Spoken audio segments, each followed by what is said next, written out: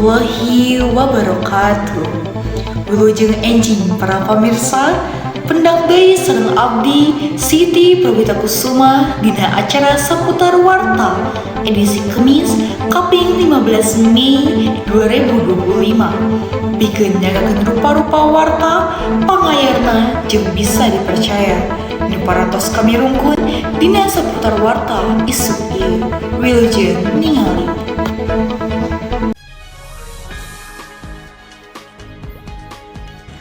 Pemerintah Kabupaten Kuningan ngirim 42 pelajar tingkat SMP ke Markas Komando Distrik Militer Kuningan dina kaping 15 Mei 2025 pikeun ngiluan pelatihan bela negara.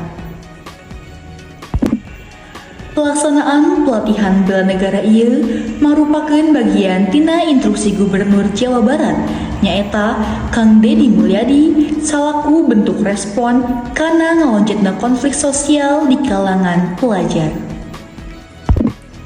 Sababaraha bulan terakhir, sawatara kejadian sapertos perkelahian kelompok jeung aksi brutal atanawis rumaja sempat mekar di sababaraha wewengkon Kabupaten Kuningan.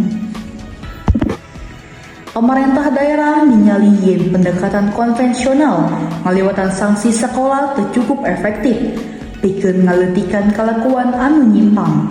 Kukituna, pelatihan anu berbasis semi militer dipilih minangka metode pamewarang non formal anu tujuana pikeun masihan pangaruh langsung kana pola pikir jeung sikap peserta. Salila 2 minggu kahareup, para siswa bakal melaksanakan rutinitas anu terstruktur, kaasup hudang isuk-isuk sameme subuh, olahraga fisik, baris berbaris, serta seri motivasi jeung konseling. Dengan eta, manehanana oge menang materi wawasan kebangsaan, pelajaran moral, serta kegiatan keagamaan anu dibimbing ku tenaga pendamping ti unsur TNI, guru, jeung konselor. Pemerintah Kabupaten Kuningan ngaku parantos nyiapkeun sistem pemewarang anu teu ngaruh kana kekerasan atawa tekanan mental. Sakumaha kegiatan aya dina pengawasan tim gabungan ti Dinas Pendidikan Kodim Kuningan jeung tenaga psikolog anu aub secara langsung dina pelatihan.